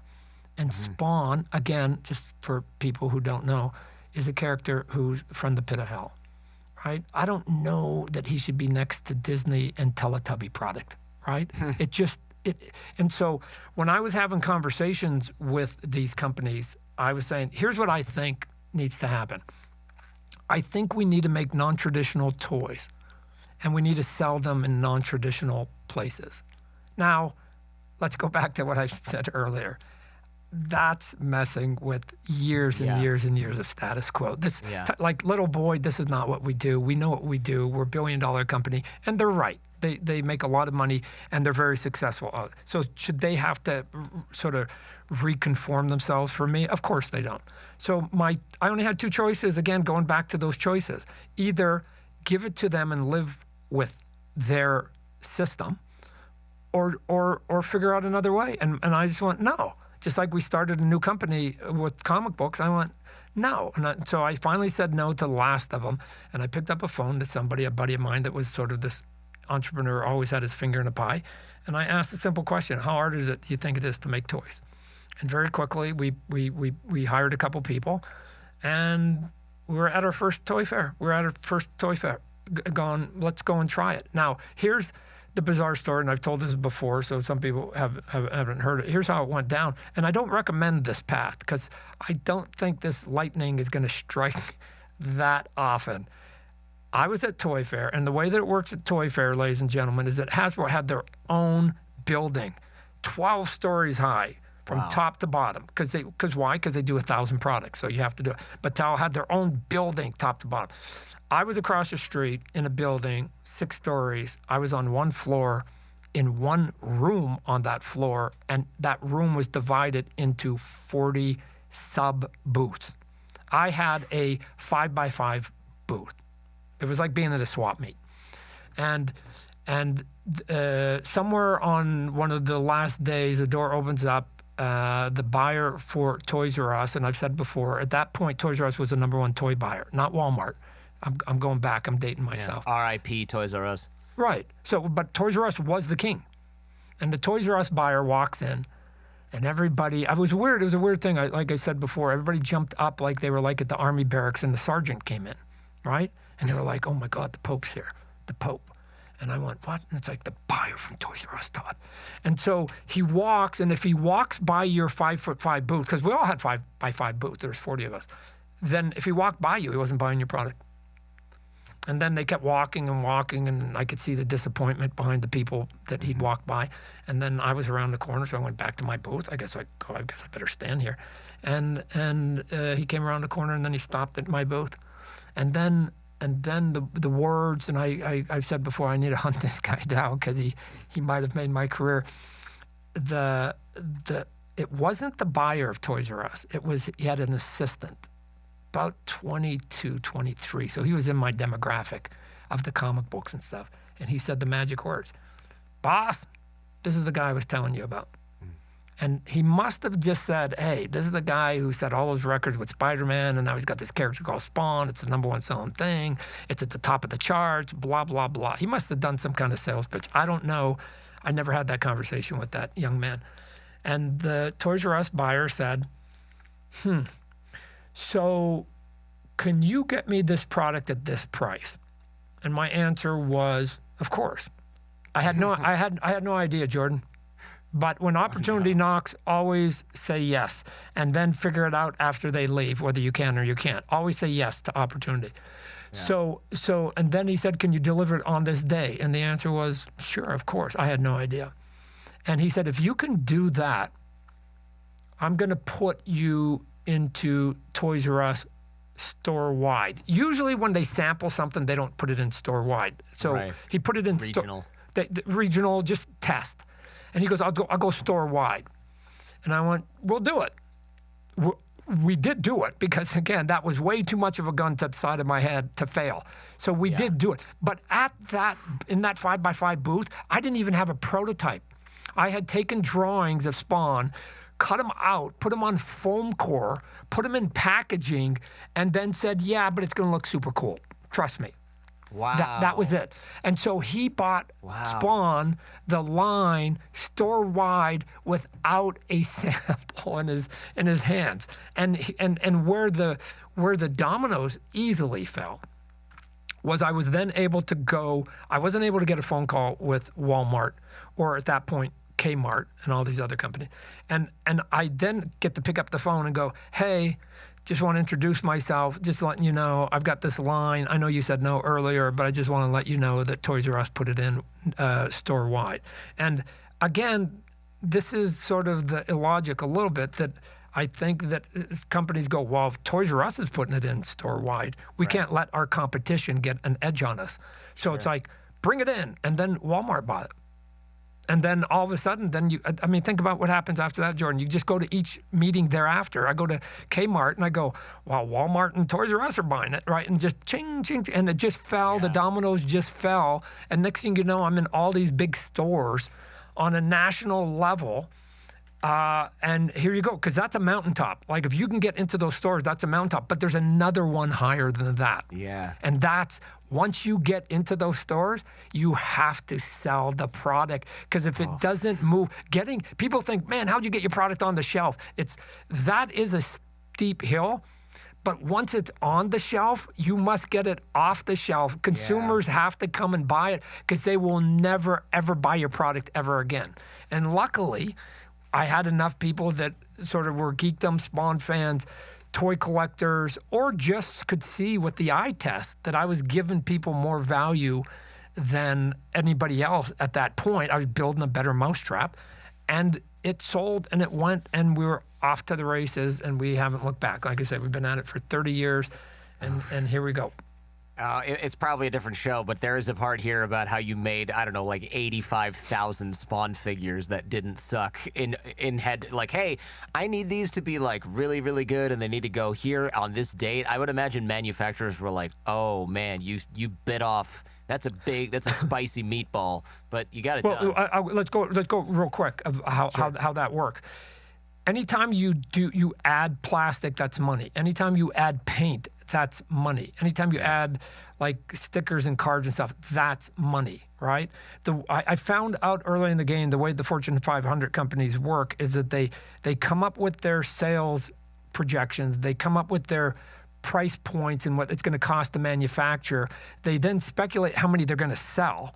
And then they've got a number, and then they walk down to the creative people and they throw this thing saying, hey, you got to make this toy for 97 cents. Boom. And they shut the door. Now, the creative people go, man, last year we had $1. They're cutting 3 cents out of the budget, and we still got to do it. They didn't care about the art on any level.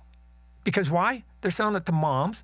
And they're selling it to 6-year-olds. As long as it says Batman, Superman, Spider-Man, Transformers, Iron Man, whatever, at the top, and it has the color palette, and it kind of sort of looks like it, that's a sale, right? I knew I was selling to 14-year-olds and up, and I knew that if I got it wrong, they would be all over me. I had to get it right. I couldn't cut corners. So I basically was doing it right, like the reference that was there. I wasn't adding anything, or I was in the early part, because I didn't have any license, I was literally just creating stuff and putting as much stuff into the toys as possible. The average toy at that point had like 57 what they call paint operations. That's how many times they hit it with paint, 57. Those first few years I was doing stuff, I was averaging 220 paint operations, right? But it costs you money to do that. But it was okay because I'm not a public company. I can do it. But it got the notice of the consumer going, man, That's a Cadillac, and he's selling it at Ford Motor prices. He's giving us a Cadillac at Ford prices. You can sell that, Jordan. Even if the brand at the top is an unknown brand like Spawn, you can still sell it. And it's sort of been the secret sauce of my company. But now you take that, like I said, and now we've got Superman and Batman and Flash, and you add that to it, then like grand slam, like we're off to the races. So that piece is there. On the manufacturing again, yes, I had to go to China and teach factories that have been around for decades how to make toys that looked different. And part of the difference was at times I needed the toys to not look new. This is a warrior. This is a warrior. This is a guy in armor. I want him to look like he's been in 10 battles. Not brand new and he's going out to his first fight. No, that's how the other guys do it. I need this to look gritty and real, and there'd be rust and there'd be dirt and stuff on them. And so they were like, "Are you gonna? So you want me to make a non-new looking toy?" And their only really concern was, "Are you gonna pay me for that? Yeah. For a new toy that doesn't look new?" No discount for making it look used. And so once they found out I was going to pay them for non-new looking toys, and they found out that the toys looked cool, they were like, "Oh man." Right? Oh, man. And then they took, again, that blueprint. They'd go out and then shop it out to a bunch of other companies, mostly at that point, companies in Japan and stuff, going, look at what we can do. And then if they ended up getting more orders from those big companies, they'd end up firing me or not treating me good because they just took what I trained them to do and put it onto a bigger account. Again, everybody has to feed their babies. I get it. That's right. Everybody's got to watch out for their own interests. And so I've had to go from factory to factory to factory and like retrain and reteach and redo stuff, right? So I did it with Mattel one time. I made a Hot Wheel I got a real car called Spawnmobile. It's a funny car, which is like a dragster with a fiberglass body. Anyways, and I got Mattel to make a car of it, a Hot Wheel. Oh, but cool. it had two-tone paint jobs. So I needed a window on the back of the packaging, so that you could see it from the front and the back, so you could see both paint jobs. They'd never done that, and they're like, "We can't do it." And it's like, "Of course you can. What are you talking about? You guys are Mattel. You guys do this all day long. You can put plastic on the back of packaging. Here, I'll design it for you." And then I said, "Oh, by the way, I need you to paint it like with 4-color printing process, which is basically how everything." Like every magazine's printed. And matter of fact, every package that Mattel does is done that way. And then they're going, "We don't do Hot Wheels that way." And I'm like, I know how you do your Hot Wheels, but I'm going to pay for these Hot Wheels, so I need it that way. And they're like, what if the registration's not right? Because you have to hit it 4 times, not once. They were in the business of hitting it with one color. It's like it's foolproof. Once you do 4-color printing, you have to do basically yellow, red, blue, and black. You have to hit it 4 times, and they all have to be in the same spot. So you go, what if the registration's off? Again, are you going to pay us for it? I'll pay you for it. I don't care if it's off registration. That paint job I have is not going to be done the way you guys do it. So again, after going back and forth and them arguing, I just go, here's the check. You have the money in hand. Just do it. Just do what I'm talking about. They did it. Just like the factories. They went, "Oh man, that's super cool." And after that, guess what? They started doing 4-color printing on their Hot Wheels, right? Like it's always weird. Yeah. It's always weird that these people have been around for decades and decades and decades, and this is their core business. I'm just new to this gig. Like you come in there, you show them a slight variation. I didn't invent anything. 4-color printing's been around forever. And you do a slight variation, and all of a sudden, like, you're a genius. I've said before on the sports figures that we did, I won awards, and they would always say, "How do you make the figures look so realistic? How do you make them look so realistic?" as they're handing me the award. And the answer is, I said every time, and I'm going to say it again today, I use this technology, and anybody listening to my voice, go to Google and you can look it up if I get too complicated. It's called a camera. And if you take a camera and you push the button, you get a picture. And if you take the picture and you manipulate your clay, which is how we sculpt, and you don't stop manipulating the clay till it looks like the picture, then that's how it looks like the players. The question, ladies and gentlemen, and this is the piece of my life that is the biggest head scratching. It's not how did I get it so accurate. It's how did they not. It's the camera has been there for 100 years, ladies and gentlemen. They could have used the camera too. They chose not to. I come along 100 years later, and I use a camera as my reference, the photos of a camera, to get the players of sports to look like the photo, and I'm the genius. No. Why didn't they do it? That's the bigger question. That's the bigger mystery to me. And the answer is, I found out this is true in a lot of decisions with corporate.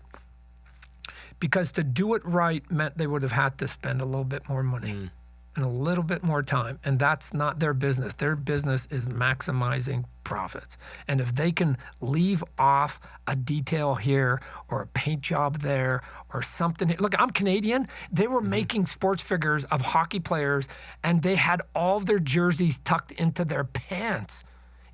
Pants. And it's horrifying to a Canadian. And then I would talk to some people at Hasbro and they go, "We use reference, Todd." No, you don't. Don't stand here and lie to me. So here's what I'm going to do. I'm going to write this blank check, and there's lots of money in this account. I will give you this blank check if you show me one photo of a hockey player who tucks his jersey in all the way around, and I'll give you from today back to the dawn of man. I'll make this easy on you. Since humanity's existed, give me one image.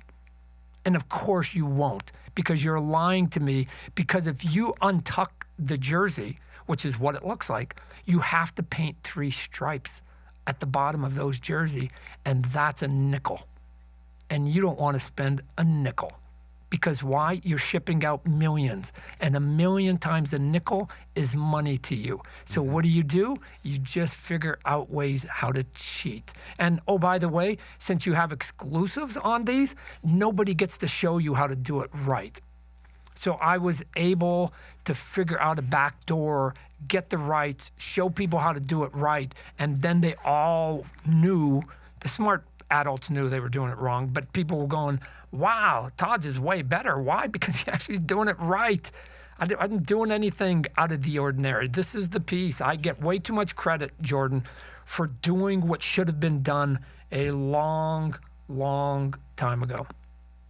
Making action figures out of real people, it does sound, there's other considerations, right? Because look, if you make a toy that actually looks anything like I personally look in real life, I'm probably going to be kind of disappointed and probably a little bit angry for making it look like that. It's like, not your fault. Hey, this is what you look like, Jordan. And I'm like, I don't want to look like I look. I want to look like I want to look, right? Yeah. I want. So do any of these people that you make toys, are they ever like, "Hey, can you make my abs pop a little, or like make me thinner or something like that?" Sure. When you have to get approval either from the corporations, which we do. If we have a license, of course we do. We do lots and lots and lots of license.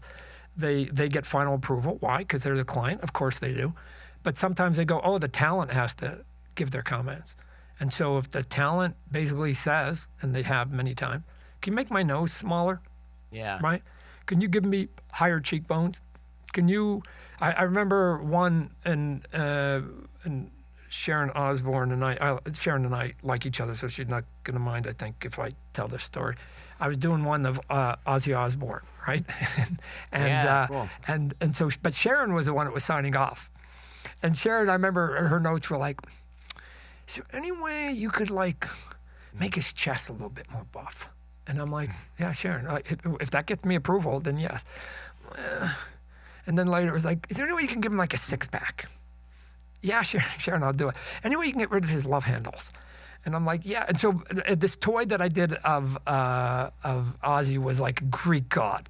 I mean, it was literally we were doing plastic surgery, literal plastic surgery, And she was so happy with it.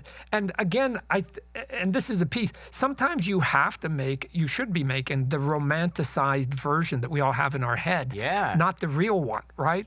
So another one that was really kind of interesting lately too was we did Dwayne Johnson as Black Adam, right? And Dwayne's a good guy, and his comment, and we got it accurate. I'm telling you, we got it accurate because, unfortunately, these suits that the actors have to wear, these superhero suits, right? There's a thickness to it, and so it takes away from some of the definition. And so if you actually freeze frame and look at what the costume Black Adam looks like, it does kind of take a little bit away from Dwayne's physique, because he's got a staggering physique we're all jealous of. And his only comment was, I thought that was awesome, was he goes, Todd, is there any way you can make me more ripped? Like, you know what? If that's how I get approved, we'll do it. Again, it won't be accurate to what that costume was, but I thought he was right. I thought it took away a little bit of definition of his body, because I think when you go Dwayne Johnson as a superhero, you think of him being more muscly. For sure. And the costume wasn't that, but we were trying to make it so accurate, and because most costumes are in constant motion in a movie, you don't really get to analyze them. So we did. We tightened it up and add some definition. I think it was the right call. It wasn't vanity on Dwayne's part. It was the right call, because I think that's the romantic version that we all have in our head anyways. And unless you're analyzing it, you wouldn't know that. So yes, the answer is yes. We're constantly just doing what we got to do to get an approval. Man, I know we're coming up on the edge of time here, and you probably have other things to do. So I really appreciate it. But I look, one last thing. I know, obviously, you're super successful. You've got that. I didn't even get to this, but you buy these home run balls, and they're like millions of dollars, and you're collecting them. But as you've had kids, you got a little bit older. Yep. I assume, and correct me if I'm wrong, just from talking to you, even though it might seem like, oh, this guy's a gunner, he's always going for it, he's earning a lot of money. I don't get the impression that you think money and success is the most important thing in your life. Yeah, it's not. Now, again, it's easy to say for people who don't have money, go, yeah, Todd, they all say that, right? I've walked away from money dozens and dozens of times, right? I've got money. I've already got money. I don't need more of it, right? I mean, I've horrified Wall Street when I've had this argument of saying, because all they ever want to do is give you money. And then when you say no, they give you more money, or at least they up the offer or whatever. Right. And it's like, guys, but I have to give you half my company for that, right? So here's the thing about your money. My dad taught me and my mom taught me a couple of definitions. One is called useless. And useless is something that you have that you're not using. So it's in a drawer someplace, you're not using it. I've got bank accounts that got money in it. I'm not using the money. Theoretically, that makes my money useless. I'm not using it. And you want to give me more useless stuff. Mm-hmm. You call it cash. And I got to give you 50%. I got to give you control of my life for useless stuff. Now, for somebody who's only been trained on one card, they only have one card. Cash, or even more cash. That's all they've been trained. To call what they have useless is horrifying to them. So years later, I remember I was at some place in New York, and I was around a bunch of Wall Streeters, and I go, hey, my name's Todd. And they're going, are you Todd McFarlane? And I go, we've heard about you, right? And I think the word got around. They stopped coming to my house. They're going, this is the guy who called money useless. Let me tell you what money does. Let me tell you what money means to me and fame and fortune means to me, because I'll make no apologies for either one of them, and I have both. You have to be successful to be able to continue to do art. Nobody is going to give you the next opportunity. Nobody's going to let you do the next thing if you say, hey, last 3 things I did failed, but I've got another cool idea. Why don't you do it? You have to walk in saying, I can do this art because I'm an artist, and I want to do more art to the day I die. And sometimes I do it on my own 100%, and other times you need help. And you need outside people and people putting in their money. But they're not going to do it unless you're successful. So the success has to be part of the equation to be able to get to yes. So that's why I need success. That's why, and I'll use myself as a prop, and I'll be a billboard, and I'll be a somebody to help push the brand if I have to get to yes, so I get to do more art. There's the victory. And oh, by the way, if you're successful at art, then the byproduct of that is cash. Cash to me is should be sort of the last thing in the equation. Build the toy, price the toy the fair way, put it out there, and if it sells, you make cash. It's the byproduct. And we've been able to put out quality product, and the byproduct is a little bit of success and a little bit of money. Cool. So we're here.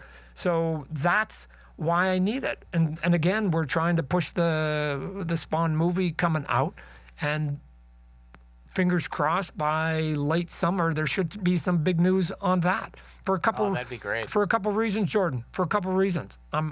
For the first time after years between the pandemic and the writer's strike and whatever else, I'm pretty hopeful that we're here for a couple of reasons. One, I know Hollywood, and Hollywood is copycat.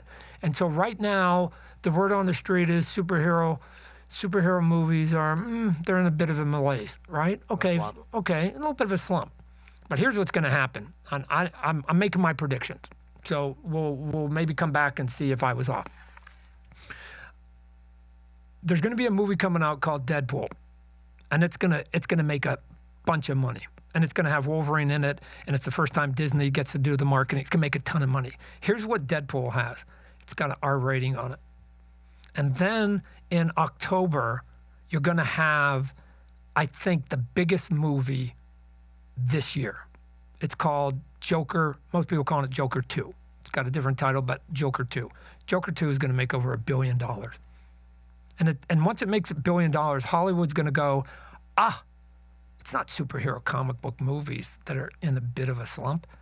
What we need is superhero comic book movies that are R-rated, because arguably the two top movies of the year are going to be R-rated comic book movies. So everybody's going to be searching. Oh man, we've got to go get dark R-rated comic book stuff. And they're going to look at the chart, and they're going to see Spawn sitting near the top. And then once you redact Marvel and DC character, because you're not going to get those, because Warner Brothers and Disney are not going to share them, then the next closest one is sitting at about 122, right? Spawn's been staring them in the face for a long time. And then they're going to go, wow, what's the best of the comic book properties? Spawn. Can it go dark? It is dark. Guys from the pit of hell. It is an R-rated movie. I've said it forever. It's an R-rated movie. And they're going to go, wow, so we can get the top property, and it's comic book, and it's R-rated? That's not all. The movie Joker 2 is going to make $1 billion. There's only been one R-rated movie ever in cinema history that's been rated R that's ever made $1 billion. It was Joker 1. I think Joker 2 is going to make $1 billion. Which means there's only going to be two movies ever in cinema history to ever have been made $1 billion that are rated. And guess what they have in common, besides they're both called Joker? That the writer on both of those scripts is a man named Scott Silver. Guess who's writing the Spawn script right now? Scott Silver. Wow. I'll get with some other people, right? With some other people. Sure. So Hollywood, which is a copycat, are going to go, we need dark R-rated movies. And they're also like to make money. So they're going to go, man, when the Joker makes $1 billion, we should try and get all those people, the directors, the actors, everybody, put them in our next movie. We're going to be able to say from the Joker people. And the Joker movie, which is going to make $1 billion, and I think be the #1 movie, they're going to be chasing those people, and one of them is Scott, and they're going to go, Scott, what's your next idea? And he's going to go, coincidentally, you guys are also looking for R-rated dark movies? Bam, Spawn. So we're going to get this deal done. We're going to figure this out. We're going to get this deal done. Jason Blum's attached on the producing end. Jamie Foxx attached on the acting end. We've got other top flight people that are on it. Like, this deal is going to get done, right? So we'll push that off, and I'll negotiate my own deal. Hell yeah. Well, Todd, this has been a lot of fun. I was pleased to see your email in my inbox. I'm glad we finally made this happen. Yeah, appreciate you giving me the time. Thank you for your time. Yeah, absolutely, man. Nice to meet you. All right, be good. Thank you for checking out this entire episode on YouTube.